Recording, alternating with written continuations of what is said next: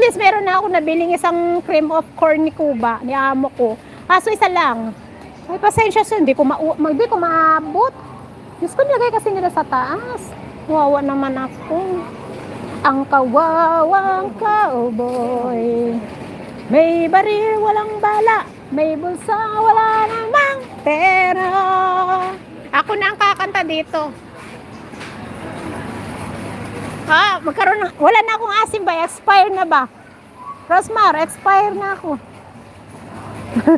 Uy, may nakita kaya ako. Ang sweet, ang ganda. Ano na dito? Kapama tsaka si Lola na yung kinasal. Oh, asawa niya ba? Sana all. Mapapasana all na lang ako. Ay, by the way, guys, pala. On Sunday, happy Mother's Day sa lahat ng mother dyan. Happy Mother's Day, Nanay Esper, Ma'am Siken. Salamat po. Happy Mother's Day sa inyong lahat. At sa mga mother dyan, happy Mother's Day sa inyong lahat. Sa mga single mom, happy Mother's Day. At happy Mother's Day din na rin sa sarili ko. Kasi parang marami rin akong anak eh. Kasi ba naman, ikaw ba naman is para rin akong nanay sa mga pamangkin at apo ko, may gulay. Hindi nga lang sila lumabas sa matres ko. Kaya, sana all may bulak-bulak. Happy Mother's Day, Nanay. Opo, oo nga. On Sunday, happy Mother's Day po sa iyo.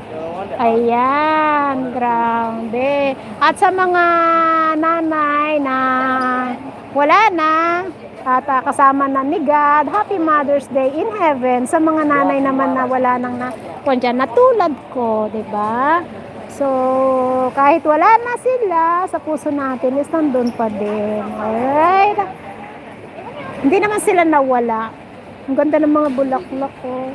Nanay! Yes, happy Mother's Day. Kaya sa mga anak dyan, respeto natin at mahalin ang ating mga magulang, lalo na ang nanay.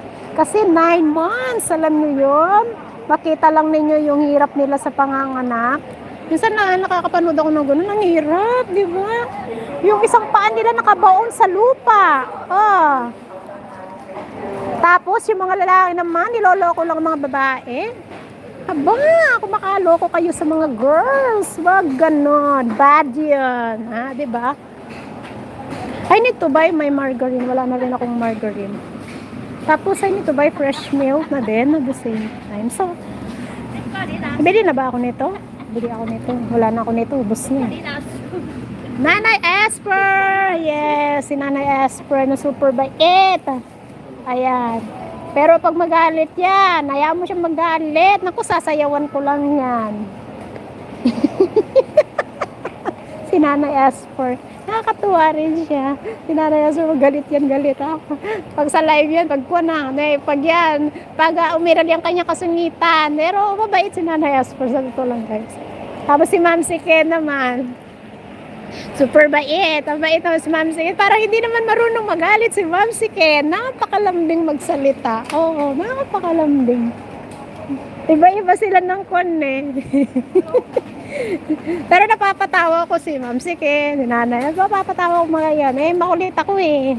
Kahit na pinapagalitan ako, tawa pa rin ako ng tao.